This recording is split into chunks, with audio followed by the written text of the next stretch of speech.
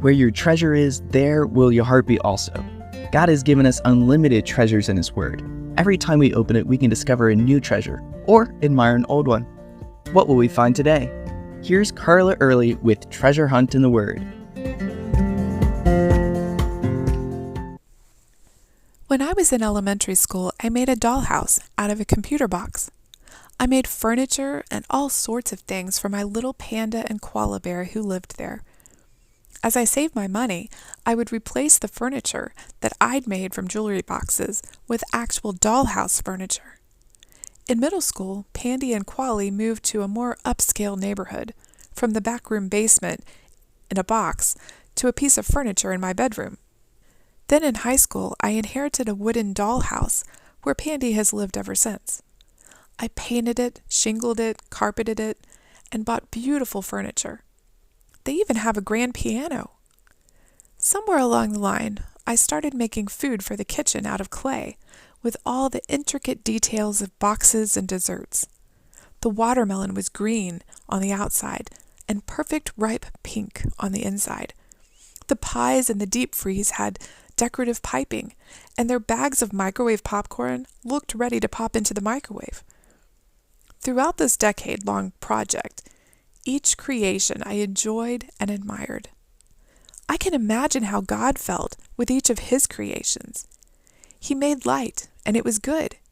He made the land and sea, and it was good. He made fruit trees, grass, herbs, and it was good. He made the sun, moon, and stars, and it was good. God made birds and sea creatures, and it was good. He made land animals, and it was good. At each creation, He'd just stand back and admire His handiwork. What He made pleased Him. Just looking at it made Him smile. But He wasn't finished yet. In fact, the best was yet to come. If you notice, God created the sustenance and provision for what He was about to create next. Light had to come first because nothing can live in darkness.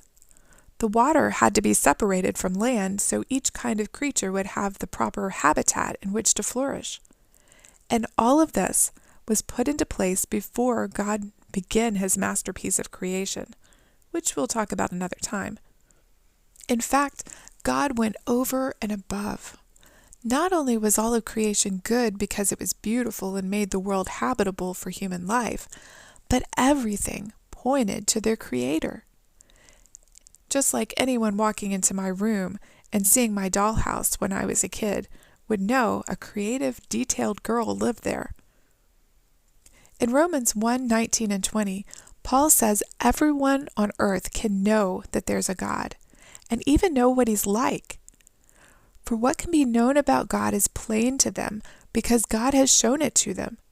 For His invisible attributes, namely His eternal power and divine nature, have been clearly perceived since the creation of the world in the things that have been made, so they are without excuse. Psalm 14:1 tells us that only a fool would say there is no God. All of creation points to Him, as should we. That's one reason He made us, and we should be fulfilling our purpose. How are you pointing to the Lord in your daily life? In what other ways could you fulfill your purpose? You can contact us at treasurehuntintheword@gmail.com. We'd love to hear the treasures God has given you through His Word. You can listen to other episodes on our website, which you can find in the description below.